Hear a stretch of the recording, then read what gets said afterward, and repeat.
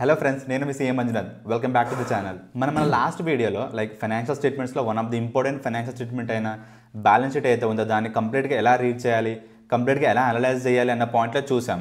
Just మనం థియరిటికల్గా నేర్చుకోవడమే కాకుండా ప్రాక్టికల్గా హెచ్యుఎల్ కంపెనీ అయితే ఉందో హిందుస్థాన్ యూనిలివర్ లిమిటెడ్ దాని యొక్క లేటెస్ట్ యాన్యువల్ రిపోర్ట్ నుంచి బ్యాలెన్స్ షీట్ అనాలిసిస్ కంప్లీట్గా లైన్ బై లైన్ తెలుసుకున్నాం, అలాగే అనాలిసిస్ కూడా చేసాం. సేమ్ వేలో ఈ రోజు మన వీడియోలో మిగిలిన 2 ఫైనాన్షియల్ స్టేట్మెంట్స్ ఏవైతే ఉన్నాయో ఇన్కమ్ స్టేట్మెంట్ అలాగే క్యాష్ ఫ్లో స్టేట్మెంట్ అయితే ఉందో ఈ రెండింటి యొక్క కంప్లీట్ రీడింగ్ అలాగే అనాలిసిస్ పాయింట్లో కంప్లీట్గా ఈరోజు చూద్దాం మనం. నా గెస్ కరెక్ట్ అయితే ఇప్పటికే మీకు చిన్న డౌట్ వచ్చి ఉండాలి, ఇన్కమ్ స్టేట్మెంట్ అలాగే సిఎఫ్ఎస్ అయితే ఉందో ఈ రెండు కలిపి ఒకే వీడియోలో ఎందుకు చేస్తున్నామని. చాలామంది ఇన్కమ్ స్టేట్మెంట్ అలాగే సిఎఫ్ఎస్ అయితే ఉందో ఈ రెండింటిని డిఫరెంట్గా వేరువేరుగా అనాలిసిస్ చేస్తారు. చాలా తక్కువ మంది మాత్రమే సిఎఫ్ఎస్ని ఇన్కమ్ స్టేట్మెంట్ని రెండు కలిపి అనాలిసిస్ చేస్తారు. సో ఈ 2 స్టేట్మెంట్స్ని ఒకేసారి ఎందుకు చూస్తారు? అలా చూడడం వల్ల మనకి ఎక్స్ట్రా ఇన్ఫర్మేషన్ ఏం దొరుకుతుంది, ఎక్స్ట్రా అనాలిసిస్ ఏం చేయగలుగుతాం, ఆ ఇన్ఫర్మేషన్ ఈ వీడియోలో మీకు కంప్లీట్గా ఎక్స్ప్లెయిన్ చేస్తాను నేను. సేమ్ లాస్ట్ వీడియో లాగానే మనం థియరిటికల్గా కాకుండా ప్రాక్టికల్గా ఓ కంపెనీ ఇన్కమ్ స్టేట్మెంట్ సిఎఫ్ఎస్ తీసుకొని దాన్ని అనాలిసిస్ చేద్దాం. మన లాస్ట్ వీడియోలో బ్యాలెన్స్ షీట్ అనాలిసిస్ కోసం హెచ్యుఎల్ కంపెనీది యాన్యువల్ రిపోర్ట్ అయితే ఉందో 24-25ది దాన్ని యూజ్ చేసాం కదా. సేమ్ అదే రిపోర్ట్లో ఉన్న ఇన్కమ్ స్టేట్మెంట్ సిఎఫ్ఎస్ని మనం ఈ రోజు వీడియో అనాలిసిస్ కోసం యూజ్ చేద్దాం. బట్ వెయిట్ మా ఛానల్కి మీరు ఫస్ట్ టైం విజిట్ చేసినట్టయితే మా ఛానల్ని సబ్స్క్రైబ్ చేశారా లేదా ఒక్కసారి రీకన్ఫర్మ్ చేసుకోండి. ఒకవేళ చేయకపోతే ఒక 2 సెకండ్స్ టైం తీసుకొని మా ఛానల్ని సబ్స్క్రైబ్ చేయండి. అలాగే వీడియో మొత్తం చూసిన తర్వాత మా కంటెంట్ ఎక్స్ప్లెనేషన్ మీకు నచ్చినట్టయితే ఒక లైక్ షేర్ చేయడం అస్సలు మర్చిపోకండి. మీ టైం వేస్ట్ చేయకుండా వీడియోలోకి వెళ్ళిపోదాం.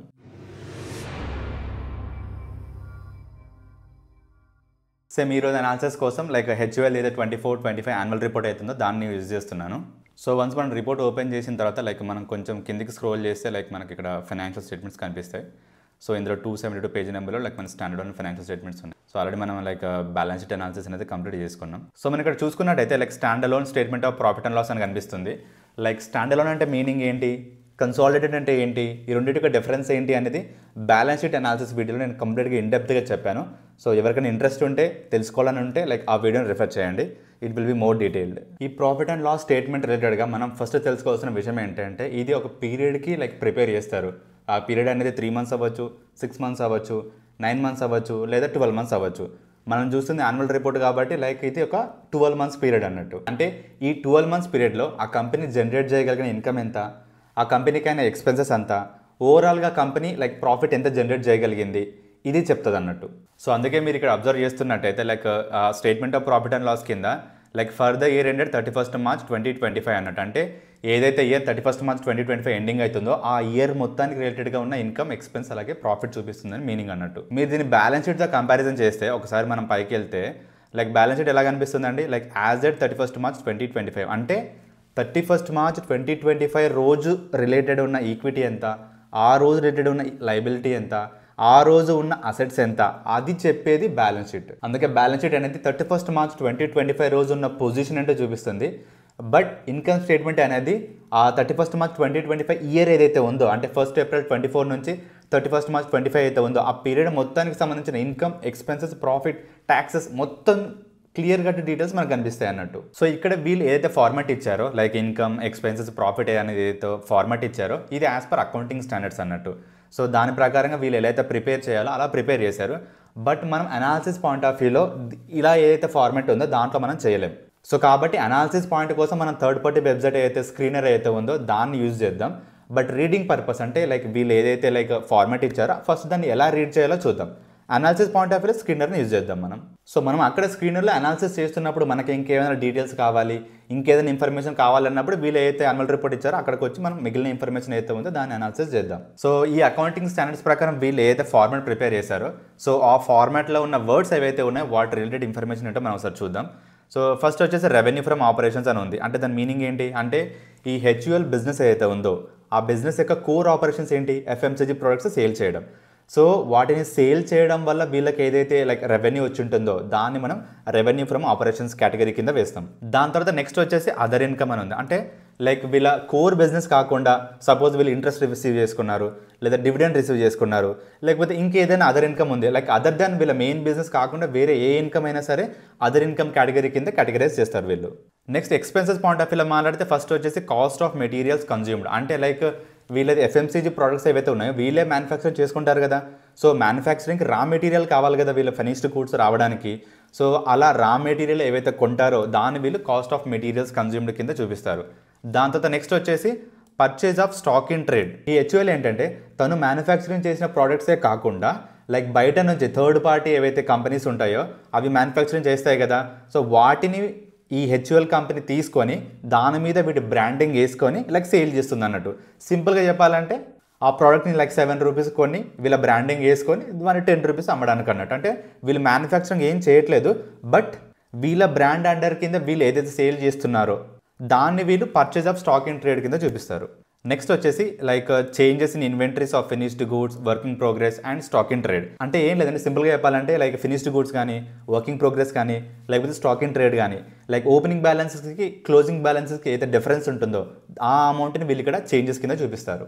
నెక్స్ట్ వచ్చేసి లైక్ మనకి ఎంప్లాయీ బెనిఫిట్ ఎక్స్పెన్స్ అని ఒకటి కనిపిస్తుంది. అంటే దీని మీనింగ్ ఏంటి, లైక్ ఎంప్లాయీస్ ఎవరైతే ఉన్నారో వాళ్ళకి సాలరీస్ పే చేయడం కానీ, లేకపోతే లైక్ గ్రాట్యుటీ రిలేటెడ్ కానీ, లేకపోతే పెన్షన్ రిలేటెడ్ కానీ, లైక్ ఎంప్లాయీస్ రిలేటెడ్గా ఏవైతే ఎక్స్పెన్స్ అవుతున్నాయో అవన్నీ కూడా ఎంప్లాయీ బెనిఫిట్ ఎక్స్పెన్సెస్ కింద చూపిస్తారు మనకు. నెక్స్ట్ వచ్చేసి ఇక్కడ మనకి ఫైనాన్స్ కాస్ట్ అని ఒకటి కనిపిస్తుంది. అంటే దీని మీనింగ్ ఏంటి, కంపెనీ అయితే లోన్స్ తీసుకుంటుందో ఆ లోన్స్ మీద ఇంట్రెస్ట్ పే చేయాలి కదా, సో ఆ పేమెంట్ ఏదైతే ఉందో ఆ మొత్తాన్ని ఇక్కడ ఫైనాన్స్ కాస్ట్ కింద చూపిస్తారు. నెక్స్ట్ వచ్చేసి మనకు డెప్రిసియేషన్ అండ్ అమోర్టైజేషన్ ఎక్స్పెన్స్ అని కనిపిస్తుంది. సో డెప్రిసియేషన్ అంటే ఏంటి, ఏం లేదండి, ఫర్ సపోజ్ మనం ఈ రోజు ఒక ప్రాపర్టీ కొన్నాం, అది 1 ఇయర్ తర్వాత దాని వాల్యూ అదే ఉండదు కదా, సో అలా వాల్యూ పడిపోవడాన్ని మనం ఏవైతే అంటామో దాన్ని డెప్రిసియేషన్ అంటాం. సో ఇది ఫిజికల్ అసెట్స్ పాయింట్ ఆఫ్ వ్యూలో అయితేనేమో డెప్రిసియేషన్ అంటాం. ఇంటాంజిబుల్ అంటే మన కంటికి కనిపించని లైక్ రాయల్టీ, పేటెంట్స్ ఏవైతే ఉన్నాయో వాటిలో కూడా వాల్యూ పడిపోతుంది కదా, సో దానిని మనం అమోర్టైజేషన్ అంటాం అన్నట్టు. సో ఇలా టాంజిబుల్ అసెట్స్ కానీ లేకపోతే ఇంటాంజిబుల్ అసెట్స్ పాయింట్ ఆఫ్ వ్యూలో ఏదైతే డిక్రీజ్ ఇన్ వాల్యూ ఉంటుందో దాన్ని వీళ్ళు డెప్రిసియేషన్ అండ్ అమోర్టైజేషన్ ఎక్స్పెన్స్ కింద చూపిస్తారు. నెక్స్ట్ వచ్చేసి అదర్ ఎక్స్పెన్సెస్ అన్నట్టు. అంటే పైన ఏవైతే స్పెసిఫిక్ ఎక్స్పెన్సెస్ ఉన్నాయో అవి కాకుండా వేరే ఏ ఎక్స్పెన్సెస్ ఉన్నా సరే వాటన్నిటిని అదర్ ఎక్స్పెన్సెస్ కింద కేటగరైజ్ చేస్తారు. నెక్స్ట్ వచ్చేసి ఎక్సెప్షనల్ ఐటమ్స్, నెట్ క్రెడిట్ కానీ, ఛార్జ్ కానీ. ఎక్సెప్షనల్ ఐటమ్స్ అంటే ఏంటంటే లైక్ రెగ్యులర్ బిజినెస్లో జరిగే యాక్టివిటీస్ కాకుండా ఏవైనా యాక్టివిటీస్ జరిగితే వాటి రిలేటెడ్ ఇన్ఫర్మేషన్, వాటి రిలేటెడ్ ఎక్స్పెన్స్ కానీ లేకపోతే క్రెడిట్ కానీ అది ఇక్కడ సెపరేట్గా చూపిస్తారు అన్నట్టు. సో అది ఏంటి ఎక్సెప్షనల్ ఐటమ్ ఏంటి ఏం లేదు అనేది మనం అనాలిసిస్ స్క్రీనర్లో అనాలిసిస్ చేస్తున్నప్పుడు నేను క్లారిటీగా ఎక్స్ప్లెయిన్ చేస్తాను. జస్ట్ ఇక్కడ నేను ఆ వర్డ్స్ యొక్క మీనింగ్స్ మాత్రం ఎక్స్ప్లెయిన్ చేయడానికి ట్రై చేస్తున్నాను. సో ఇక్కడ టోటల్ ఇన్కమ్ని అలాగే ఎక్స్పెన్సెస్ని అలాగే ఈ ఎక్సెప్షనల్ ఐటమ్స్ని మనం లైక్ ప్లస్ ఆర్ మైనస్ చేస్తే మనకు లాస్ట్కి వచ్చేసి లైక్ ప్రాఫిట్ బిఫోర్ ట్యాక్స్ కనిపిస్తుంది. వన్స్ ఈ ప్రాఫిట్ బిఫోర్ ట్యాక్స్ తర్వాత కూడా ట్యాక్స్ ఎక్స్పెన్స్ అయితే ఉంటుందో దాన్ని మనం ప్లస్ ఆర్ మైనస్ చేస్తే మనకు లాస్ట్కి వచ్చేసి ప్రాఫిట్ ఫర్ ద ఇయర్ వస్తుంది అన్నట్టు.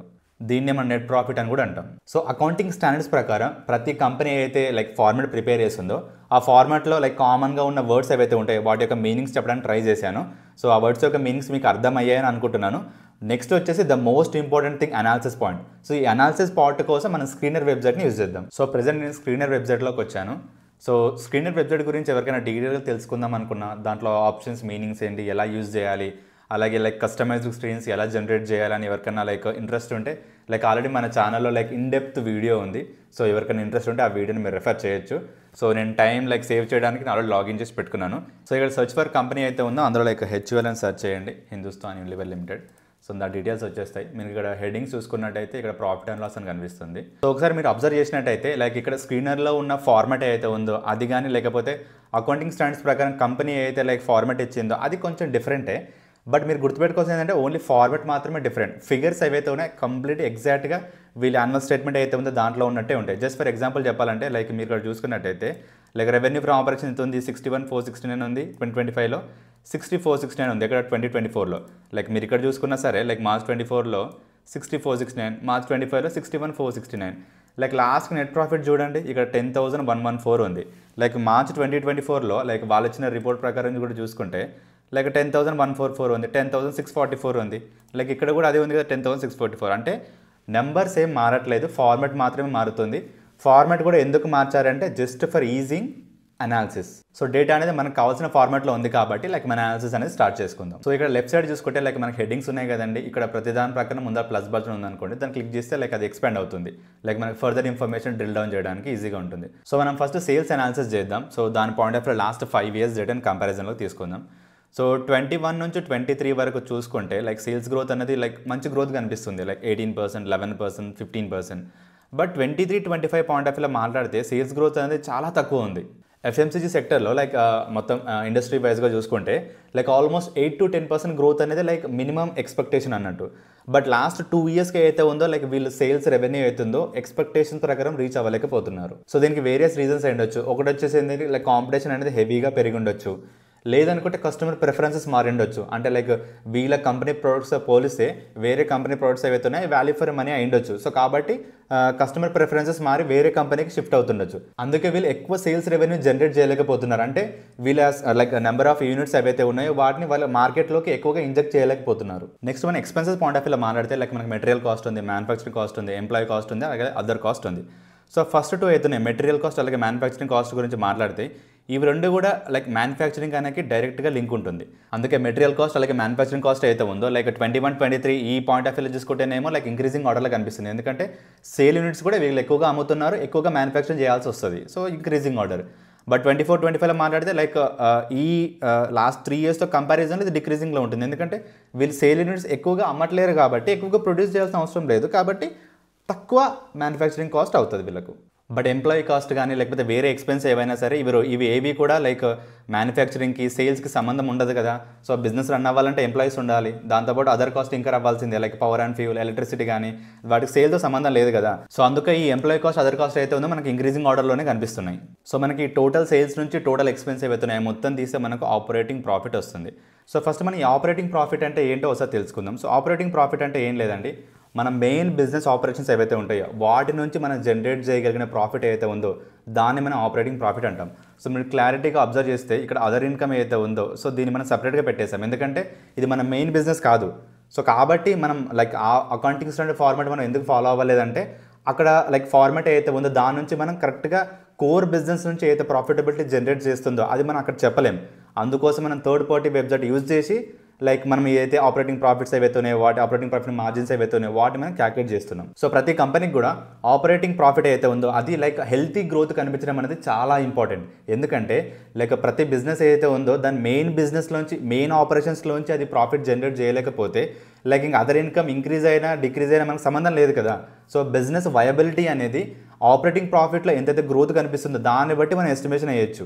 సో అందుకోసం ప్రతి కంపెనీకి కూడా ఆపరేటింగ్ ప్రాఫిట్ అనేది ఆ లెవెల్ ఆఫ్ ఇంపార్టెన్స్ ఉంటుంది అన్నట్టు. బట్ మనం ఇక్కడ యూజ్ చేసిన ట్రిక్ ఏంటంటే ఆపరేటింగ్ ప్రాఫిట్ అయితే ఉందో దీన్ని నెంబర్ పాయింట్ ఆఫ్ వ్యూలో కాకుండా పర్సంటేజ్ పాయింట్ ఆఫ్ వ్యూలో చూడాలి. ఈ పర్సంటేజ్ అయితే ఉందో దాన్ని మనం లైక్ దీని యొక్క individual year on year growth కాకుండా దీన్ని సేల్స్తో కంపారిజన్ చేద్దాం. ఎందుకంటే లైక్ వీళ్ళ మెయిన్ బిజినెస్ సేల్స్ కదా. సో అలాంటప్పుడు ఈ ఆపరేటింగ్ ప్రాఫిట్ అనేది as a percentage of sales చూడడం అనేది చాలా ఇంపార్టెంట్. అక్కడ మనకు ఆపరేటింగ్ ప్రాఫిట్ మార్జిన్ అనేది కీ రోల్ ప్లే చేస్తుంది. సో మనం ఇక్కడ చూసుకున్నట్టయితే ఆపరేటింగ్ ప్రాఫిట్ కింద ఆపరేటింగ్ ప్రాఫిట్ మార్జిన్ అనేది కనిపిస్తుంది. ఇది జస్ట్ ఏం లేదండి, ఆపరేటింగ్ ప్రాఫిట్ ఏదైతే ఉంటుందో లైక్ మనకు సపోజ్ 11,324 ఉంది. సో ఇది ఏదైతే ఉందో divided by 45,996 sales point of వ్యూలో చేస్తే మనకు వచ్చేది ఏదైతే ఉంటుందో దాన్ని మనం ఆపరేటింగ్ ప్రాఫిట్ మార్జిన్ అంటాం. అంటే operating profit as a percentage of sales అన్నట్టు. ఈ ఆపరేటింగ్ ప్రాఫిట్ మార్జిన్ని కూడా మనం క్లోజ్గా అబ్జర్వ్ చేస్తే లైక్ 2021 నుంచి లైక్ డిక్రీజింగ్ ఆర్డర్లోనే కనిపిస్తుంది మనకు. లైక్ 2021లో 25%, 24%, 23%, అండ్ దెన్ లైక్ 23లో అయితే 23% ఉందో దాంతో స్టెబిలైజ్ అయిపోయింది అన్నట్టు. 24, 25లో కూడా మనకు అలా 23% కనిపిస్తుంది. మనం ఇందుకు మాట్లాడుకున్నాం కదా, ప్రతి కంపెనీకి కూడా ఆపరేటింగ్ ప్రాఫిట్లో గ్రోత్ కనిపించడం అనేది చాలా చాలా చాలా ఇంపార్టెంట్. బట్ మనం ఇక్కడ క్లోజ్గా అబ్జర్వ్ చేస్తే సేల్స్లో అనేది ఎంతో కొంత గ్రోత్ కనిపిస్తుంది. లైక్ గ్రోత్ పర్సంటేజ్ తక్కువ ఉండొచ్చు కానీ లైక్ ఒకసారి 15% పెరిగింది, ఒకసారి 2% పెరిగింది, ఒకసారి 1% పెరిగింది. అంటే గ్రోత్ ఉంది, బట్ గ్రోత్ అనేది చాలా తక్కువ నెంబర్స్లో ఉంది. బట్ మీరు ఒక అబ్జర్వ్ చేసుకున్నట్టయితే 23 నుంచి ఈ ఆపరేటింగ్ ప్రాఫిట్ మార్జిన్ అనేది లైక్ మూవ్ అవ్వట్లేదు. లైక్ 2023లో 23% ఉంది, 2025లో కూడా లైక్ 23% ఉంది, మధ్యలో 24లో కూడా 23% ఉంది. ఎందుకంటారు? ఒక 2 సెకండ్స్ ఆలోచించండి. Yes, correct. వీళ్ళు ఎక్స్ట్రాగా అయితే సేల్ జనరేట్ చేస్తున్నారో, సేల్ రెవెన్యూ జనరేట్ చేస్తున్నారో ఆ ఎక్స్ట్రా రెవెన్యూని వీళ్ళ మధ్యలో ఎక్స్పెన్స్ అయితే ఉందో అది తినేస్తుంది. అందుకే మీరు క్లోజ్గా అబ్జర్వ్ చేసినట్టయితే ఇక్కడ లైక్ ఎక్స్పెన్స్ అయితే ఉందో 34, 38, 45, 46, 47 అంటే ఎక్కడ కూడా డిక్రీజింగ్ అనిపించలేదు. ఆపరేటింగ్ ప్రాఫిట్ మార్జిన్ అయితే ఉందో లైక్ స్టెబిలైజ్ అవ్వడం చూసాం. అలాగే సేల్స్ గ్రోత్ అయితే ఉందో లైక్ ఇంక్రీజింగ్ ఆర్డర్లో ఇంక్రీజ్ కాకపోవడం కూడా చూసాం. బట్ ఎక్స్పెన్సెస్ పాయింట్ ఆఫ్ వ్యూలో చూసుకుంటే ఎక్కడ కూడా మనకు డిక్రీజింగ్లో కనిపించట్లేదు. సో కాబట్టి వీళ్ళు సేల్స్ని ఎక్కువగా జనరేట్ చేయలేకపోతున్నారు, అలాగే కాస్ట్ని కూడా వీళ్ళు కంట్రోల్ చేయలేకపోతున్నారు, which is very bad thing. ఒకవేళ వీళ్ళు ఇదే ట్రెండ్ని కంటిన్యూ చేస్తే లైక్ మార్కెట్లో వీళ్ళ లైక్ షేర్ ఏదైతే ఉందో అది మొత్తం కోల్పోయి సేల్స్ గ్రోత్ అట్లీస్ట్ ఇప్పుడు 2%, 1% అని వస్తున్నాయి. లైక్ లాస్ట్ 0% అయ్యి అది మళ్ళీ నెగిటివ్లోకి వెళ్ళి, అంటే లాస్ట్ ఇయర్ 1000 సేల్ చేస్తే ఇయర్ 1000 కంటే తక్కువ అంటే 900 సేల్ చేసే స్కోప్ రావచ్చు. అప్పుడు ప్రాఫిటబిలిటీ అనేది చాలా దారుణంగా ఎఫెక్ట్ అవుతుంది. సో అందుకే హెచ్యుఎల్ కంపెనీ యొక్క షేర్ ప్రైస్ మూమెంట్ కూడా మనం ఒకసారి అబ్జర్వ్ చేస్తే లైక్ లాస్ట్ 2-3 ఇయర్స్లో చూసుకుంటే ఆల్మోస్ట్ 20-30% అనేది ప్రైస్ కరెక్షన్ కనిపిస్తుంది. ఎందుకంటే లాస్ట్ 2-3 ఇయర్స్లో వీళ్ళ ట్రెండ్ అనేది చాలా నెగిటివ్గా కనిపిస్తుంది. ఇన్వెస్టర్స్ ఎక్స్పెక్టేషన్స్ అయితే ఉందో అది మీట్ అవ్వట్లేదు. ఒకవేళ వీళ్ళ సేల్స్ గ్రోత్ అయితే ఉందో ఈ ట్రెండ్ అనేది ఇలాగే కంటిన్యూ అయితే ఈ షేర్ ప్రైస్ అయితే ఉందో అది ఫర్దర్గా ఫాలో అవ్వడానికి ఇంకా కరెక్షన్ అవ్వడానికి కూడా స్కోప్ ఎక్కువ ఉంది. సో ఐదర్ వీళ్ళు సేల్స్ గ్రోత్ని పెంచుకోవాలి, లేకపోతే కాస్ట్ అనేది మంచిగా కంట్రోల్ చేయాలి. అప్పుడే వీళ్ళ ఆపరేటింగ్ ప్రాఫిట్ మార్జిన్ కానీ లేకపోతే నెట్ ప్రాఫిట్ కానీ మంచిగా గ్రో అవ్వడానికి, హెల్త్గా కనిపించడానికి స్కోప్ ఉంటుంది. నెక్స్ట్ వచ్చేసి అదర్ ఇన్కమ్. అదర్ ఇన్కమ్లో కూడా మనకు 2 ఐటమ్స్ ఉన్నాయి. ఒకటి వచ్చేసి ఎక్సెప్షనల్ ఐటమ్, ఇంకోటి వచ్చేసి అదర్ ఇన్కమ్ నార్మల్. ఇంతకుముందు చెప్పాను కదా, ఎక్సెప్షనల్ ఐటమ్ అంటే ఏంటి అంటే బిజినెస్లో మళ్ళీ మళ్ళీ అయ్యేది కాదనంటే ఎప్పుడో ఒకప్పుడు అయ్యే వాటిని మనం ఎక్సెప్షనల్ ఐటమ్స్ అంటాం.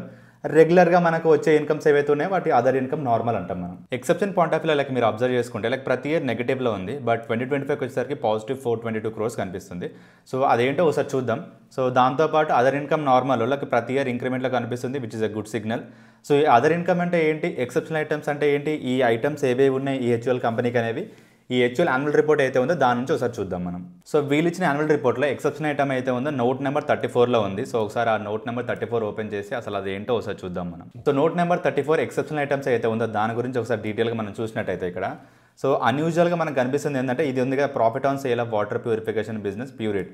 సో లైక్ 2024లో వీళ్ళు ప్యూరిట్ బిజినెస్ అనేది హెచ్యుఎల్ కింద ఉండేది, బట్ దాని తర్వాత వీళ్ళు దాన్ని సేల్ చేశారు. సో ఆ సేల్ చేయడం వల్ల వీళ్ళకైతే ప్రాఫిట్ వచ్చిందో ఆల్మోస్ట్ 595 crores అయితే ఉందో వాళ్ళకి ప్రాఫిట్ అన్నట్టు. సో అది ఎక్సెప్షనల్ ఐటమ్స్ కదా, ఇది ప్రతి సంవత్సరం వీళ్ళు బిజినెస్ సేల్ చేయరు కదా, సో అందుకోసం దీన్ని ఎక్సెప్షనల్ ఐటమ్స్ కింద చూపిస్తున్నారు. సో అందులో కూడా 2025లో ఆల్మోస్ట్ 595 crores అయితే ఉందో ప్రాఫిట్ కనిపిస్తుంది. కాబట్టి మనకు 24తో కంపారిజన్ చేస్తే లైక్ డ్రాస్టిక్గా చేంజ్ కనిపిస్తుంది అన్నట్టు ఈ ఎక్సెప్షనల్ ఐటమ్స్లో. సో అందుకే ఏ లైన్ ఆఫ్ ఐటమ్ మీద అయినా సరే మనకు డ్రాస్టిక్గా ఒకటేసారి డిఫరెన్స్ కనిపించినప్పుడు అదేంటో డ్రిల్ డౌన్ చేయడం అనేది చాలా చాలా చాలా ఇంపార్టెంట్. సో మనకి ఇక్కడ ఎక్సెప్షనల్ ఐటమ్ ఎందుకనేది లైక్ నెగిటివ్ నుంచి ఒకటేసారి 422 పాజిటివ్గా వచ్చిందో మనకు అర్థమైంది కదా, దాని రీజన్ ఏంటో మనకు తెలుసుకున్నాం కదా. సో నెక్స్ట్ అదర్ ఇన్కమ్ ఏదైతే ఉందో లైక్ ప్రతి సంవత్సరం మంచిగా గ్రో అవుతుంది. సో ఈ అదర్ ఇన్కమ్లో కూడా ఏమేం పాయింట్స్ ఉన్నాయో ఒకసారి చూద్దాం మనం. సో వీళ్ళు ఇచ్చిన యాన్యువల్ రిపోర్ట్లో అదర్ ఇన్కమ్ అయితే ఉందో నోట్ నెంబర్ 26లో ఉందంట. సో అది నోట్ నెంబర్ 26 ఏంటో ఒకసారి చూద్దాం. సో ఇక్కడ నోట్ నెంబర్ 26 అదర్ ఇన్కమ్ ఒకసారి చూసుకున్నట్టయితే ఇక్కడ మనకి ఏమేమి కనిపిస్తున్నాయి, సో ఇంట్రెస్ట్ ఇన్కమ్ కానీ లేకపోతే డివిడెండ్ ఇన్కమ్ కానీ లేకపోతే వీళ్ళు హెడ్జింగ్ ఏదైతే చేస్తారో హెడ్జింగ్ మీద వచ్చిన ఫేర్ వాల్యూ గెయిన్స్ ఏదైతే ఉంటుందో దాన్ని మనం ఇక్కడ అదర్ ఇన్కమ్ కింద కేటగరైజ్ చేస్తున్నాం మనం. ఈ మూడు కూడా వీళ్ళ మెయిన్ బిజినెస్ కాదు కదా, సో మెయిన్ బిజినెస్ కాకుండా అపార్ట్ ఫ్రమ్ రెగ్యులర్ బిజినెస్ కాబట్టి వీటిని అదర్ ఇన్కమ్ కింద కేటగరైజ్ చేస్తున్నాం మనం. సో 2025లో లైక్ ఎక్సెప్షనల్ ఐటమ్ అయితే పాజిటివ్ ఉందో 422 crores, ఇది బికాస్ ఆఫ్ ప్యూర్లీ ఆ ప్యూరిట్ బిజినెస్ అమ్మడం వల్ల కాబట్టి ఇది పాజిటివ్గా అనిపిస్తుంది. సో నెక్స్ట్ ఇయర్ మోస్ట్ నెగిటివే రావచ్చు, ఎందుకంటే బిజినెస్ సేల్ చేయడం అనేది ఎక్సెప్షనల్ ఐటమ్, ప్రతిసారి జరిగేది కాదు కదా.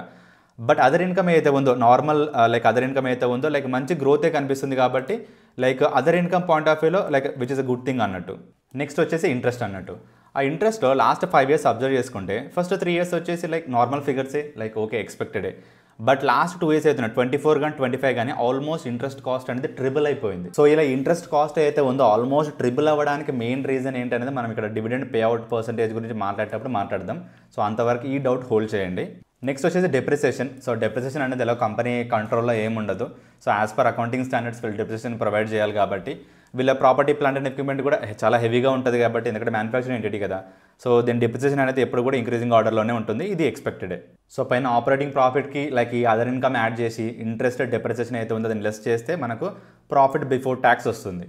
ఈ ప్రాఫిట్ బిఫోర్లోంచి ట్యాక్స్ పోర్షన్ ఏదైతే ఉంటుందో కంపెనీకి అయితే అప్లికబుల్ ట్యాక్స్ లైక్ రేట్ ఉంటుందో అది తీసేస్తే మనకు వచ్చేది నెట్ ప్రాఫిట్ అన్నట్టు. ఈ నెట్ ప్రాఫిట్ పాయింట్ ఆఫ్ వ్యూలో మాట్లాడితే లైక్ లాస్ట్ 3 yearsలో మంచి గ్రోతే కనిపిస్తుంది, బట్ 24-25లో మాత్రం ఎక్స్పెక్టెడ్ గ్రోత్ ఏం కనిపించట్లేదు, బట్ ఓకే హెల్తీ గ్రోతే చూపించింది. నెక్స్ట్ వచ్చేసి ఎర్నింగ్స్ పర్ షేర్. దీన్ని ఏమైనా నెట్ ప్రాఫిట్ పర్ షేర్ కూడా అనొచ్చు, ఏం లేదండి. EPS వచ్చేసి ఏంటంటే ఈ నెట్ ప్రాఫిట్ ఏదైతే ఉంటుందో దాన్ని డివైడెడ్ బై ఆ రోజుకి ఎన్ని నెంబర్ ఆఫ్ షేర్స్ ఉన్నాయి కంపెనీలో దాంతో డివైడ్ చేస్తే మనకు ఎర్నింగ్స్ పర్ షేర్ వస్తుంది. అందుకే దీన్ని మనం నెట్ ప్రాఫిట్ పర్ షేర్ కూడా అంటాం మనం. సో ఇక్కడ earnings per share point of వ్యూలో మాట్లాడితే లైక్ మంచి ఇంక్రీజింగ్ ఆర్డర్లోనే కనిపిస్తుంది, which is very good. Next thing వచ్చేసి డివిడెండ్ పే అవుట్ పర్సెంటేజ్. అంటే దీన్ని సింపుల్గా చెప్పాలంటే మనకు ఎర్నింగ్స్ పర్ షేర్ అయితే ఉందో ఏది నెట్ ప్రాఫిట్ పర్ షేర్ అయితే ఉందో అందులో ఎంత ప్రపోర్షనేట్ మనకు డివిడెండ్ లాగా పే చేశారని చెప్పేసి డివిడెండ్ పే అవుట్ పర్సెంటేజ్ అన్నట్టు. మీరు ఇక్కడ 2021లో చూసుకుంటే లైక్ 33.85 అనేది ఎర్నింగ్స్ పర్ షేర్ అంటే net profit per share. But వీళ్ళు డివిడెండ్ పే అవుట్ పర్సెంటేజ్ ఎంత 120%, అంటే 33.85 అయితే ఉందో దానికి ప్లస్ 20% యాడ్ చేసి మనకు డివిడెండ్ పే చేశారన్నట్టు, అంటే which is very phenomenal. Next 3 yearsలో 91, 92, 98% pay చేశారు. లైక్ ఇండస్ట్రీలో వీళ్ళ పీక్స్ పాయింట్ ఆఫ్ వ్యూలో మాట్లాడితే కూడా విచ్ ఇస్ వెరీ గుడ్ అన్నట్టు. అలాగే లేటెస్ట్ 2025లో చూసుకున్నా కూడా ఆల్మోస్ట్ 117% ఇచ్చారు డివిడెండ్ పే అవుట్ అనేది, which is very great. So ఇక్కడ డివిడెండ్ పాయింట్ ఆఫ్ వ్యూలో మీరు చిన్న అబ్జర్వేషన్ చేస్తే 2021లో 120% పే చేశారు, 2025లో 117% పే చేశారు. అంటే దీని మీనింగ్ ఏంటంటే వాళ్ళకి ఆ సంవత్సరం వచ్చిన ప్రాఫిట్ కంటే ఎక్కువ పే చేశారు డివిడెండ్. అది ఎలా పాసిబుల్ అయింది? ఒక 2 సెకండ్స్ టైం తీసుకొని ఆలోచించండి. Yes, correct. సో లాస్ట్ ఇయర్స్లో కూడా వీళ్ళకు ప్రాఫిట్ వచ్చి ఉంటుంది కదా, దాంట్లో కూడా వీళ్ళు ఫుల్గా పే చేసి ఉంటారు కదా. మీరు ఇక్కడ అబ్జర్వ్ చేసుకుంటే 73, 75, 84, 82 అంటే ఈ సంవత్సరంలో వీళ్ళు ప్రాఫిట్ మొత్తాన్ని పే చేయలేదు. కొంచెం ప్రపోర్షన్ ఏదైతే ఉందో దాన్ని వీళ్ళు రిజర్వ్స్ లాగా తీసి పెట్టుంటారు. కాబట్టి ఏదైనా ఇయర్లో 100% కంటే ఎక్కువ పే చేస్తున్నారు డివిడెండ్ని అంటే వీళ్ళు లాస్ట్ ఇయర్లో రిజర్వ్స్ అయితే మెయింటైన్ చేసి ఉంటారో ఆ రిజర్వ్స్లో కూడా కొంచెం అమౌంట్ యూజ్ చేసుకొని పే చేస్తున్నట్టు. సో ఇక్కడ వీళ్ళు 120% కానీ లేకపోతే 117% ఎలా పే చేయగలిగారంటే ఆ ఇయర్లో వచ్చిన ప్రాఫిట్ని ప్లస్ లాస్ట్ ఇయర్ వీళ్ళు ఏదైతే రిజర్వ్స్ ఉంటాయో వాటిని యూజ్ చేసుకొని షేర్ హోల్డర్స్కి డివిడెండ్ అనేది వచ్చిన ప్రాఫిట్ కంటే ఎక్కువ పే చేయగలిగారు అన్నట్టు. అయితే నేను ఇందాక చెప్పాను కదా, ఇంట్రెస్ట్ అయితే ఉందో ఆల్మోస్ట్ ట్రిపుల్ అయింది. దానికి వన్ ఆఫ్ ద రీజన్ అయి ఉండొచ్చు డివిడెండ్ పేఅవుట్ పర్సంటేజ్ కూడా. ఎందుకంటే చూడండి, వీళ్ళు వచ్చిన ప్రాఫిట్ నుంచి చాలా వరకు లైక్ డివిడెండ్గా పనిచేస్తున్నారు. లైక్ 120%, 90%, 92%, 98%, 117%. అంటే వీళ్ళకి వచ్చిన ప్రాఫిట్లో ఆల్మోస్ట్ మొత్తం ఇచ్చేస్తున్నారు. దాంతోపాటు వీళ్ళ year by year sales growth అయితే ఉందో అది ఎక్స్పెక్టెడ్ అయినంతగా లేదు. అంటే సేల్స్ పాయింట్ ఆఫ్ వ్యూలో ఎక్స్పెక్టెడ్ ఏదైతే ఉందో అంత గ్రోత్ చూపించలేకపోతున్నారు. అలాగే వీళ్ళకి ప్రాఫిట్ అయితే వస్తుందో ఆ ప్రాఫిట్ మొత్తాన్ని వచ్చిన దానికంటే ఇంకా ఎక్కువగా డివిడెండ్ లాగా పే చేస్తున్నారు. సో కాబట్టి వీళ్ళు కొత్తగా ఏదైనా ప్రాజెక్ట్ చేయాలన్నా, కొత్తగా ఏదైనా ప్రాపర్టీ, ప్లాంట్ అండ్ ఎక్విప్మెంట్ కొనాలనుకున్నా దేని మీద ఆధారపడాలి? ఎస్, లోన్స్ మీద ఆధారపడాలి. సో కాబట్టి వీళ్ళ 2024 అలాగే 2025లో ఇంట్రెస్ట్ ఏదైతే కాస్ట్ ఏదైతే ఉందో అది చాలా ఎక్కువగా ఇంక్రీజ్ అవుతుంది. సో ఇంట్రెస్ట్ కాస్ట్ అనేది ఆల్మోస్ట్ ట్రిపుల్ అవ్వడానికి వెనుకున్న లాజిక్ ఏంటో మీకు అర్థమైందని అనుకుంటున్నాను. సో మొత్తం మీద ఇన్కమ్ స్టేట్మెంట్ పాయింట్ ఆఫ్ వ్యూలో మాట్లాడితే లైక్ ఆపరేటింగ్ ప్రాఫిట్ అయితే ఉందో కొంచెం కన్సర్నింగ్ ఫ్యాక్టర్. అదర్ ఇన్కమ్ అయితే ఉందో లైక్ మంచిగానే గ్రో అవుతుంది, which is very good. Interest కాస్ట్ని వీళ్ళు సరిగ్గా మెయింటైన్ చేయలేకపోతున్నారు, which is a bad thing. దాని రీజనింగ్ ఏంటో కూడా నేను చెప్పాను. తర్వాత ట్యాక్స్ పాయింట్ ఆఫ్ వ్యూలో మనం ఏం చేయలేము. సో డివిడెండ్ పేఅవుట్ రేషియోలో లైక్ మంచి గ్రోత్ కనిపిస్తుంది. ఎవరైతే రెగ్యులర్ ఇన్కమ్ కావాలనుకుంటారో లైక్ వాళ్ళ కోసం మంచి రిటర్న్స్ జనరేట్ చేసిందని చెప్పొచ్చు. So income statement point of వ్యూలో దాని రీడింగ్ చూసాం, అలాగే దాని అనాలిసిస్ కూడా చూసాం. సో నెక్స్ట్ వచ్చేసి సిఎఫ్ఎస్, క్యాష్ ఫ్లో స్టేట్మెంట్ కూడా ఒకసారి చూద్దాం. సో వీళ్ళు యాన్యువల్ రిపోర్ట్ ఓపెన్ చేసి ఇక్కడ మనకు కనిపిస్తుంది కదా స్టేట్మెంట్ ఆఫ్ క్యాష్ ఫ్లోస్ అన్నట్టు. సో దీన్ని కూడా లైక్ ఇన్కమ్ స్టేట్మెంట్ లాగానే ఫర్ ద ఇయర్ ఎండెడ్ అన్నట్టు. అంటే ఇది కూడా ఒక పీరియడ్కి అన్నట్టు. అంటే ఆ పీరియడ్లో క్యాష్ ఇన్ఫ్లోస్ ఏంటి, ఆ పీరియడ్లో క్యాష్ అవుట్ఫ్లోస్ ఏంటి అని చెప్పేది మనకు క్యాష్ ఫ్లో స్టేట్మెంట్ అన్నట్టు. ఈ సిఎఫ్ఎస్ కూడా వీళ్ళ యాన్యువల్ రిపోర్ట్లో అనాలిసిస్ కంటే మనకు థర్డ్ పార్టీ వెబ్సైట్ అయితే స్క్రీనర్ ఉందో దాంట్లో అనాలిసిస్ చేయడం చాలా ఈజీ, చాలా కన్వీనియంట్. సో స్క్రీనర్లో లైక్ మనకి హెడ్డింగ్స్ కనిపిస్తున్నాయి కదా, అందులో మనం క్యాష్ ఫ్లో అయితే ఉందో దాన్ని క్లిక్ చేస్తే సిఎఫ్ఎస్ స్టేట్మెంట్ అయితే ఉందో మనకు కంప్లీట్గా సమ్మరైజ్డ్ వేలో వచ్చేస్తుంది. సో మనం మొత్తం క్యాష్ ఫ్లోస్ని 3 డిఫరెంట్ కేటగిరీస్గా డివైడ్ చేస్తాం అన్నట్టు. సో వచ్చేసి cash from operating activity, cash from investing activity, cash from financing activity. ఒక్కొక్క కేటగిరీ యొక్క మీనింగ్ ఏంటో ఒకసారి చూద్దాం. సో ఫస్ట్ వచ్చేసి క్యాష్ ఫ్రమ్ ఆపరేటింగ్ యాక్టివిటీస్. అంటే దీని మీనింగ్ ఏంటంటే కంపెనీ యొక్క మెయిన్ బిజినెస్ ఆపరేషన్స్ ఏవైతే ఉంటాయో వాటి రిలేటెడ్గా ఇన్ఫ్లోస్, వాటి రిలేటెడ్గా అవుట్ఫ్లోస్ అది చూపించే దాన్ని మనం క్యాష్ ఫ్రమ్ ఆపరేటింగ్ యాక్టివిటీస్ అంటాం. నెక్స్ట్ వచ్చేసి క్యాష్ ఫ్రమ్ ఇన్వెస్టింగ్ యాక్టివిటీస్. అంటే కంపెనీ అయితే ఇన్వెస్ట్మెంట్స్ చేస్తుందో దాని రిలేటెడ్గా ఇన్ఫ్లోస్ ఏంటి, దాని రిలేటెడ్గా అవుట్ఫ్లోస్ ఏంటి, ఆ మొత్తాన్ని సమ్మరీ చూపించేదాన్ని మనం క్యాష్ ఫ్రమ్ ఇన్వెస్టింగ్ యాక్టివిటీస్ అంటాం. నెక్స్ట్ వచ్చేసి క్యాష్ ఫ్రమ్ ఫైనాన్సింగ్ యాక్టివిటీస్. అంటే కంపెనీ ఫైనాన్స్ రిలేటెడ్గా అన్నట్టు. అంటే లోన్స్ తీసుకోవడం, లోన్స్ రీపే చేయడం. సో వీటి రిలేటెడ్గా ఇన్ఫ్లోస్, అవుట్ఫ్లోస్ని మనం సమ్మరైజ్డ్ వేలుగా చూపించేదాన్ని మనం cash flow from financing activities అంటాం. ఈ క్యాష్ ఫ్లోస్ని మనం ఎలా రీడ్ చేయాలంటే ఫర్ సపోజ్ పాజిటివ్ ఫిగర్ అనుకోండి, అంటే పాజిటివ్ నెంబర్ ఉందనుకోండి, అంటే ఆ అమౌంట్ ఏదైతే ఉందో కంపెనీకి వచ్చినట్టు. అలాగే నెగిటివ్ ఫిగర్ ఉందనుకోండి, అంటే ఆ అమౌంట్ ఏదైతే ఉందో కంపెనీ నుంచి బయటికి వెళ్ళినట్టు. సో దీని పాయింట్ ఆఫ్ వ్యూలో మీరు అబ్జర్వ్ చేస్తే క్యాష్ ఫ్లో ఫ్రమ్ ఆపరేటింగ్ అనేది పాజిటివ్ ఉండాలా, నెగిటివ్ ఉండాలా? ఎస్, పాజిటివ్ ఉండాలి. ఎందుకంటే ఆపరేటింగ్ యాక్టివిటీస్ నుంచి బిజినెస్కి డబ్బు రావాలి. మరి ఇన్వెస్టింగ్ యాక్టివిటీస్ నుంచి ఎస్, నెగిటివ్ ఉండాలి. అంటే కంపెనీ ఎక్కువగా ఇన్వెస్ట్మెంట్స్ చేయాలి కాబట్టి కంపెనీ నుంచి డబ్బు బయటికి వెళ్ళాలి కాబట్టి నెగిటివ్ ఫిగర్ అనేది ప్రిఫరబుల్. మరి financing activities yes, financing activity cash flows కూడా నెగిటివ్లో ఉండాలి. ఎందుకంటే లోన్స్ అనేది కంపెనీ ఎక్కువగా రీపే చేయాలి, కంపెనీ ఎక్కువగా లోన్స్ తీసుకోకూడదు కదా. అంటే ఇన్ఫ్లోస్ ఎక్కువ ఉండకూడదు, అవుట్ఫ్లోస్ ఎక్కువ ఉండాలి. సో కాబట్టి ఆపరేటింగ్ పాయింట్ ఆఫ్ వ్యూలో ఫిగర్స్ అనేవి పాజిటివ్గా ఉండాలి, ఇన్వెస్ట్మెంట్ పాయింట్ ఆఫ్ వ్యూలో అలాగే ఫైనాన్సింగ్ పాయింట్ ఆఫ్ వ్యూలో నెంబర్స్ అనేవి నెగిటివ్లో ఉండాలి.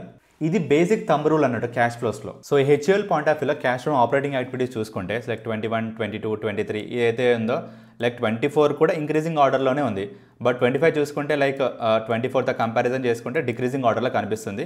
ఇది మనకు సెపరేట్గా చెప్పాల్సిన అవసరం లేదు. సేల్స్లో అనుకున్నంత గ్రోత్ రాకపోవడం, సేల్స్ గ్రోత్ అనేది ఎక్కువగా లేకపోవడం అనేది మెయిన్ రీజన్ అన్నట్టు. సో ఓవరాల్గా క్యాష్ ఫ్రమ్ ఆపరేటింగ్ యాక్టివిటీస్ చూసుకుంటే నెంబర్స్ అనేవి పాజిటివ్గా ఉన్నాయి, which is very much good. But only concerning thing ఏంటంటే గ్రోత్ రేట్ అనేది స్లో గ్రోత్ రేట్లో ఉంది. ఒకవేళ వీళ్ళు సేల్స్ గ్రోత్ ఏదైతే ఉందో, సేల్స్ రెవెన్యూ అవుతుందో దానివల్ల మంచిగా గ్రోత్ చేసుకోగలిగితే ఈ క్యాష్ ఫ్రమ్ ఆపరేటింగ్ యాక్టివిటీస్ కూడా మంచి గ్రో అవడానికి స్కోప్ ఉంటుంది. సో యాజ్ అ హోల్గా మన అబ్జర్వేషన్ ప్రకారం ఏంటంటే క్యాష్ ఫ్రమ్ ఆపరేటింగ్ యాక్టివిటీస్ అనేవి హెల్తీగానే ఉన్నాయి ఈ కంపెనీకి. నెక్స్ట్ వచ్చేసి cash from investing activities. So last 5 yearsలో చూసుకుంటే లైక్ మనం ఇంతకుముందు మాట్లాడుకున్నాం కదా, like cash from investing activities అనేది నెగిటివ్లోనే ఉండాలి, ఎందుకంటే మనం ఎక్కువగా ఇన్వెస్ట్మెంట్ చేసి ఉండాలి. బట్ మనం లాస్ట్ ఇయర్ లైక్ మార్చ్ 2025లో చూసుకుంటే లైక్ ఆ ఫిగర్ ఒకటి పాజిటివ్గా కనిపిస్తుంది, మిగిలినవన్నీ నెగిటివ్ ఉన్నాయి, which is very much good. ఆ పాజిటివ్ ఎందుకు వచ్చిందో కూడా లైక్ వీళ్ళ యాన్యువల్ రిపోర్ట్ అయితే ఉందో దాన్ని చదివి తెలుసుకుందాం మనం.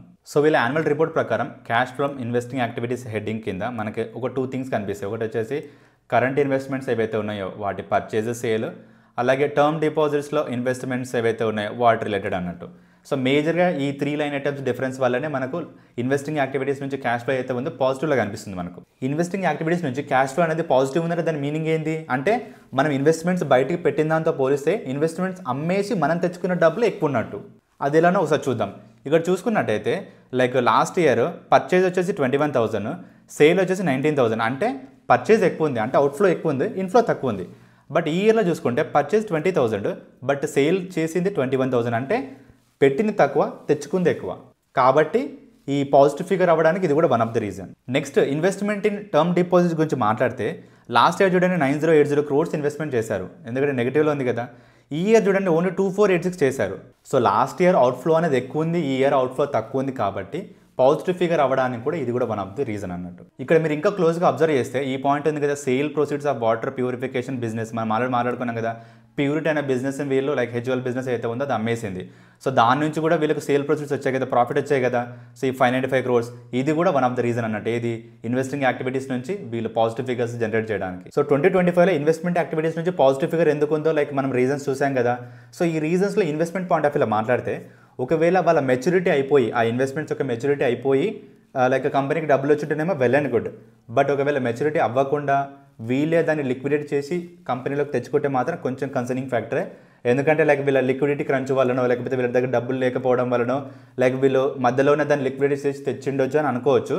బట్ రీజన్ అనేది మనకు కరెక్ట్గా తెలియదు. కాబట్టి ఒకవేళ అది పాసిబుల్ రీజన్ అయితే మాత్రం ఫ్యూచర్లో వీళ్ళ లిక్విడిటీని, సాల్వెన్సీని ఎఫెక్ట్ చేసే స్కోప్ ఉంది. నెక్స్ట్ వచ్చేసి cash flow from financing activities. దీని ట్రెండ్ పాయింట్ ఆఫ్ వ్యూలో మాట్లాడితే లాస్ట్ 5 yearsలో కూడా ఇంక్రీజింగ్ ట్రెండ్లో ఉంది, అది కూడా నెగిటివ్లోనే ఉంది, which is very good. So ఇది నెగిటివ్లో ఉండడానికి, ఇంక్రీజింగ్ ట్రెండ్లో ఉండడానికి పాసిబుల్ రీజన్ ఏంటో ఒక 2 seconds టైం తీసుకుని ఆలోచించండి. ఎస్, కరెక్ట్, డివిడెండ్స్ అన్నట్టు. సో డివిడెండ్స్ కూడా ఫైనాన్సింగ్ యాక్టివిటీసే కదా. సో దీన్ని కొంచెం మనం ఎక్స్పాండ్ చేస్తే ఇక్కడ కనిపిస్తుంది కదా డివిడెండ్స్ పేడ్ అన్నట్టు. సో మేజర్ పోర్షన్ వీళ్ళ ఫైనాన్సింగ్ యాక్టివిటీస్లో మేజర్ పోర్షన్ వచ్చేది డివిడెండ్స్ పేడే. సో కాబట్టి డివిడెండ్స్ అనేది 120%, 92%, 98% పే చేస్తున్నారు. కాబట్టి వీళ్ళ ఫైనాన్సింగ్ యాక్టివిటీస్ అనేది ఎప్పుడు నెగిటివ్లోనే ఉంటుంది, అది కూడా ఇంక్రీజింగ్ ఆర్డర్లోనే ఉంటుంది ఇఫ్ ఎట్ ఆల్ వీళ్ళు సేమ్ ట్రెండ్ కంటిన్యూ చేస్తే. అయితే మీరు అడగొచ్చు లైక్ డివిడెండ్స్ పేడ్ అయితే ఉందో షేర్ హోల్డర్స్ పే చేస్తారు, షేర్ హోల్డర్స్కి పే చేసేది ఫైనాన్సింగ్ ఎందుకు అవుతుందని మీరు అనొచ్చు. ఎస్, లాజికల్ పాయింటే. ఫస్ట్ థింగ్ ఏంటంటే లైక్ నేను already balance sheet point of వ్యూలో నేను చెప్పాను కదా మీకు, బిజినెస్ వేరు, ఓనర్ వేరు. మనం షేర్ హోల్డర్స్ కాబట్టి మనం కంపెనీ యొక్క ఓనర్స్. సో బిజినెస్ అనేది తనకు తానుగా రన్ అవుతుంది. బిజినెస్ రన్ అవ్వడానికి మనం కొంచెం ఈక్విటీ ఇచ్చాం. ఈక్విటీ అంటే ఓనర్ నుంచి వచ్చిన అమౌంట్, ఓనర్ అమౌంట్ కూడా బయటిదే, ఎక్స్టర్నల్ అన్నట్టు. ఇది కూడా ఫైనాన్సింగ్ తెచ్చుకున్నట్టే. సో కాబట్టి ఈక్విటీ షేర్ హోల్డర్స్కి ఇచ్చే డివిడెండ్ కూడా ఫైనాన్సింగ్ పాయింట్ ఆఫ్ వ్యూలోనే వస్తుంది అన్నట్టు. ఇంకొంచెం డెప్త్ లాజిక్ కావాలంటే బ్యాలెన్స్ షీట్ అనాలిసిస్ వీడియో చూడండి, you will get the full information. So మొత్తం క్యాష్ ఫ్లోస్ పాయింట్ ఆఫ్ వ్యూలో మాట్లాడితే మన అబ్జర్వేషన్ ప్రకారము సో ఇన్వెస్టింగ్ యాక్టివిటీస్ మార్చ్ 2025 ఇది మాత్రమే అబ్నార్మల్గా ఉంది. మిగిలిన అన్ని కూడా ప్రతి ఇయర్కి కూడా నార్మల్ ఫిగర్సే ఉంది, which is very good. So మనం ఇప్పటిదాకా ఇన్కమ్ స్టేట్మెంట్ రీడింగ్ చూసాం, అనాలిసిస్ చూసాం. తర్వాత సిఎఫ్ఎస్ అయితే ఉందో దాన్ని రీడింగ్ చూసాం, అనాలిసిస్ చేసాం. నెక్స్ట్ ఇంపార్టెంట్ అలాగే ఇంట్రెస్ట్ థింగ్ వచ్చేసి ఈ రెండింటి యొక్క కనెక్షన్. ఈ రెండు స్టేట్మెంట్స్ యొక్క లింకింగ్ కానీ కనెక్షన్ గురించి తెలియాలంటే ఫస్ట్ మనకు ఒక వర్డ్ మీనింగ్ తెలియాలి. ఆ వర్డ్ పేరే free cash flow.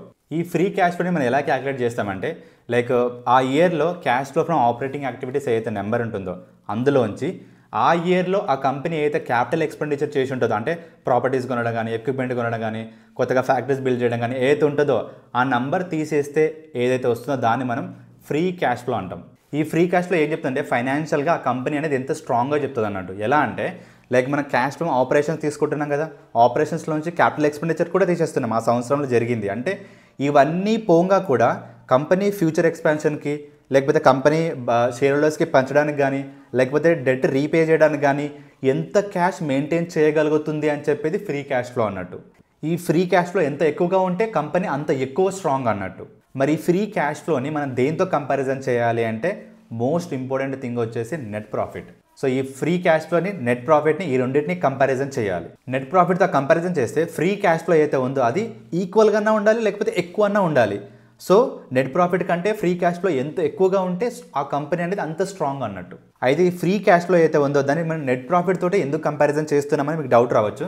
Yes, good డౌటే. దానికి మెయిన్ ఇంపార్టెంట్ అలాగే లాజికల్ రీజన్ ఏంటంటే, ఫస్ట్ థింగ్ వచ్చేసి ఓ కంపెనీ అనేది మంచిగా పర్ఫామ్ చేస్తుందా లేదని మనం ఎలా చెప్తాం? దాని నెట్ ప్రాఫిట్ చూసాక చెప్పేది.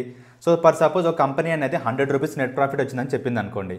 మరి 100 రూపీస్ తన బ్యాంక్ అకౌంట్లో ఉందా లేదా చెక్ చేయాలి కదా. అంటే ఫేక్ నెట్ ప్రాఫిటా, నిజంగా నెట్ ప్రాఫిట్ వచ్చిందా లేదా, తను చూపించిన ప్రతి రూపాయి నెట్ ప్రాఫిట్ కూడా క్యాష్లోకి కన్వర్ట్ అయిందా లేదా అని చూడడానికి మనం నెట్ ప్రాఫిట్ని ఈ ఫ్రీ క్యాష్ ఫ్లోని మనం కంపారిజన్ చేస్తాం అన్నట్టు.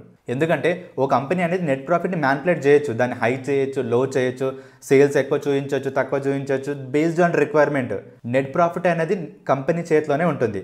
బట్ ఫ్రీ క్యాష్ ఫ్లో అయితే ఉందో అది కంపెనీ చేతిలో ఉండదు. ఎందుకంటే at the end of the day cash చూపించాలి కదా. ఇప్పుడు సేల్స్ 100 రూపీస్ అని చూపిస్తున్నావు, బట్ క్యాష్ 2 రూపీస్ అని చూపిస్తుంది అనుకో, ఆటోమేటిక్గా నీకే తెలిసిపోద్ది కదా ఇది సేల్స్ అయితే ఉందో అది క్యాష్లో కన్వర్ట్ చేయలేకపోతుంది.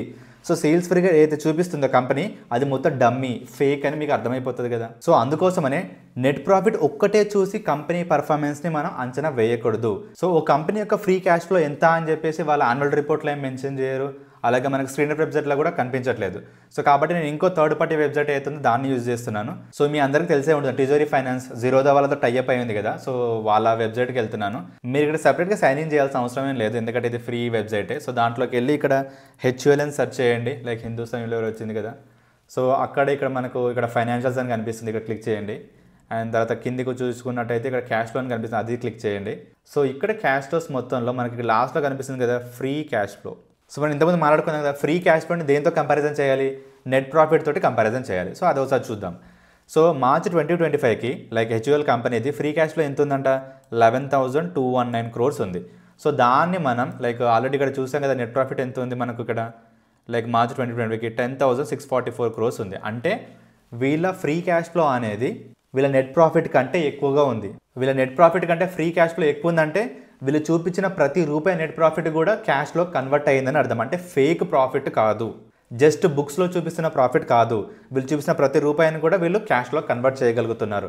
అందుకే HUL అనేది అంత స్ట్రాంగ్ కంపెనీ, అంత బ్రాండ్ ఉన్న కంపెనీ అన్నట్టు. సో ఏదైనా కంపెనీకి నెట్ ప్రాఫిట్తో కంపారిజన్ చేస్తే ఫ్రీ క్యాష్ ఫ్లోనే తక్కువ ఉంది అనుకోండి, అది బ్యాడ్ అని అర్థం కాదు. ఎందుకంటే మనం cash flow from operating activities తీసుకొని దాంట్లో ఏం తీస్తున్నాం? క్యాపిటల్ ఎక్స్పెండిచర్ తీస్తున్నాం. సో ఏదైనా కంపెనీ లైక్ మిడ్ క్యాప్ కానీ స్మాల్ క్యాప్ కంపెనీ తీసుకుంటే ఆబ్వియస్గా ఫ్రీ క్యాష్ ఫ్లో తక్కువ ఉంటుంది. ఎందుకంటే ఇవి ఎక్స్పాన్షన్ ఓరియంటెడ్ కంపెనీస్, అంటే ఫ్యూచర్లో వీళ్ళు ఇంకా ఎక్స్పాండ్ అవ్వాలి, ఎక్కువ క్యాపిటల్ ఎక్స్పెండిచర్ ఉంటుంది. కాబట్టి వీళ్ళ నెట్ ప్రాఫిట్తో కంపారిజన్ చేస్తే వీళ్ళ ఫ్రీ క్యాష్ ఫ్లో అనేది తక్కువగా ఉంటుంది. సో రీజనింగ్ అనేది మీకు అర్థమవుతుందని అనుకుంటున్నాను నేను. సో ఐడియల్గా వెల్ ఎస్టాబ్లిష్డ్ కంపెనీస్ ఏవైతే ఉన్నాయో వాటి యొక్క net profit free cash flow comparison చేస్తే ఫ్రీ క్యాష్ ఫ్లో ఎక్కువ ఉండాలి. బట్ ఒకవేళ మిడ్ సైజ్ కంపెనీ కానీ లేకపోతే స్మాల్ సైజ్ కంపెనీ అయితే ఉంటుందో దాని పాయింట్ ఆఫ్ వ్యూలో చూస్తే నెట్ ప్రాఫిట్ అలాగే ఫ్రీ క్యాష్ ఫ్లో అయితే ఉందో దీన్ని కంపారిజన్ చేస్తే వాళ్ళ ఫ్రీ క్యాష్ ఫ్లో తక్కువగానే ఉంటుంది. ఎందుకంటే వాళ్ళ దగ్గర హెవీ క్యాపిటల్ ఎక్స్పెండిచర్ ఉంటుంది. అలాంటి టైంలో మనం చూడాల్సిన బేసిక్ థింగ్ ఏంటంటే ఈ free cash flow net profit కంటే తక్కువనే ఉండొచ్చు, బట్ ఈ ఫ్రీ క్యాష్ ఫ్లో అనేది ఇంక్రీజింగ్ ఆర్డర్లో ఉందా లేదా అది మనం చెక్ చేసుకోవాలి. అట్లీస్ట్ ఇంక్రీజింగ్ ఆర్డర్లో ఉంది, నెట్ ప్రాఫిట్ కంటే తక్కువ ఉందంటే వెల్ అండ్ గుడ్. బట్ ఒకవేళ ఫ్రీ క్యాష్ ఫ్లో అనేది డిక్రీజింగ్ ఆర్డర్లో ఉంది అంటే మాత్రం it's a red flag. So ఈ రోజు మన వీడియోలో ఇన్కమ్ స్టేట్మెంట్ అలాగే CFSని కంప్లీట్గా రీడ్ చేయడం ఎలాగో చూసాం, అనాలిసిస్ చేయడం చూసాం, అలాగే ఈ రెండింటిని లింక్ చేసుకొని ఎలా అనాలిసిస్ చేయాలో కూడా కంప్లీట్గా నేర్చుకున్నాం. సో ఐ హోప్ మీకు క్లారిటీ వచ్చిందని అనుకుంటున్నాను. ఇఫ్ ఇట్ ఆల్ ఇంకేమైనా డౌట్స్ ఉన్నా సరే కామెంట్ సెక్షన్లో పింక్ చేయండి, నేను అవైలబుల్గా ఉంటాను. సో అంతే అండి, వీడియో ఎండింగ్లోకి వచ్చేసాం. మా కంటెంట్ ఎక్స్ప్లెనేషన్ మీకు నచ్చినట్టయితే మీ ఫ్రెండ్స్ తోటి ఫ్యామిలీ తోటి షేర్ చేయడం అలాగే మీరు లైక్ చేయడం మర్చిపోకండి. సో నెక్స్ట్ వీడియోలో మళ్ళీ ఇంట్రెస్టింగ్ టాపిక్ తోటి మళ్ళీ కలుస్తాను. అంతవరకు సైనింగ్ ఆఫ్ మీ CA మంజునాథ్.